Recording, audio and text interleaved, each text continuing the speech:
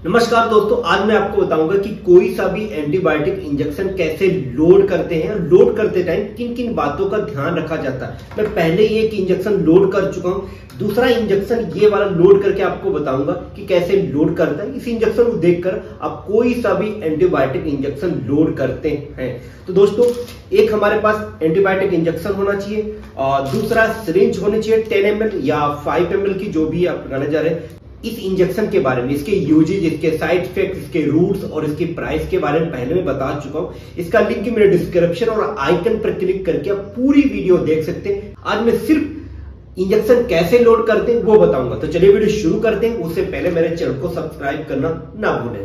दोस्तों, जब भी आप इंजेक्शन लोड करने जा रहे हैं, कोई सा भी इंजेक्शन लोड करने से पहले उसकी एक्सपायरी डेट चेक करना बहुत इंपॉर्टेंट होता है। जैसे मैंने इस इंजेक्शन की एक्सपायरी डेट चेक कर ली, देख रहे हैं 2028 तक की एक्सपायरी डेट है। उसके बाद में रूट चेक करना है कि इंजेक्शन कौन में दे सकते हैं। जैसे इंट्रावीनस दे सकते हैं, इंट्रामस्कुलर इंजेक्शन दे सकते हैं, लेकिन ये इंजेक्शन 1 ग्राम का आता है। एक्सपायरी डेट चेक कर ली, उसके बाद में सेम इंजेक्शन ऐसे चेक करना है, सेम इंजेक्शन, ये कवर भी सेम होना चाहिए और ये इंजेक्शन की जो लिखा सेम होना चाहिए।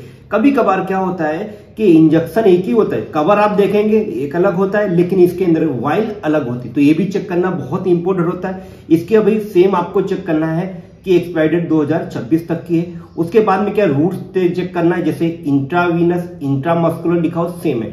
उसके बाद इसके अंदर एक मिलता है 10 ml का डिस्टिल वाटर है, ये देखो। अगर आप इंजेक्शन, इसका भी एक्सपायरी डेट चेक करना है, 2028 तक की एक्सपायरी डेट चेक है। अगर कुछ पढ़ना चाहते हैं इसका ब्रोशर किसके बारे में, ये देखो ब्रोशर दे रखा है, आप इसको पढ़ सकते हैं दोस्तों।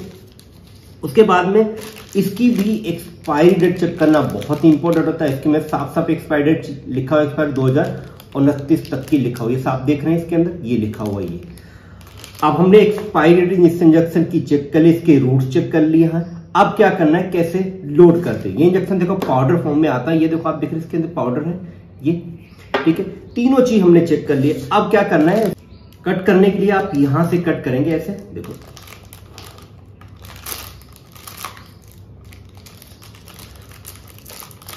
देखो, कोई सा भी इंजेक्शन लोड करने से पहले आपके हाथ सैनिटाइज होना चाहिए अच्छी तरीके से, या ग्लव्स पहन लेना चाहिए, ये सबसे ज्यादा इंपॉर्टेंट होना चाहिए।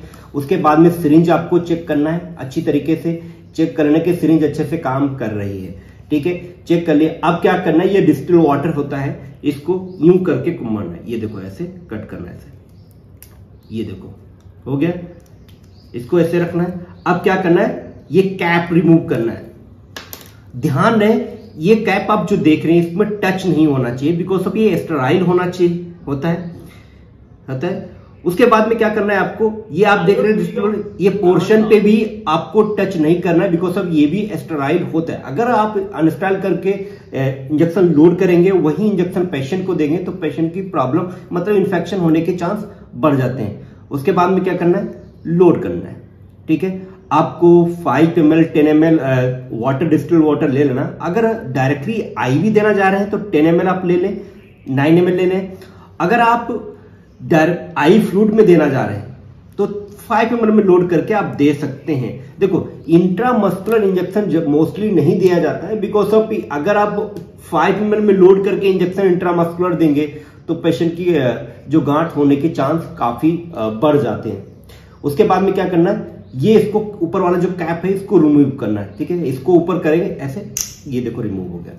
अब इसको स्टेराइल होता है, ये नीचे आप देख रहे हैं पोर्शन स्टेराइल होता है, इसको भी टच नहीं करना होता है। कुछ लोग इसको टच कर देते हैं, टच नहीं करना होता। उसके में क्या करना है, ये देख रहे हैं आप कि पुश करना है। अब इसको पुश कर देना दोस्तों। पुश करते टाइम स्लो स्लो में देना है। ये देखो इसके अंदर प्रेशर होता है, कुछ लोग क्या करते हैं, देखो प्रेशर आ रहा है इसके अंदर, ये प्रेशर है, इसको रिमूव कर लेना है।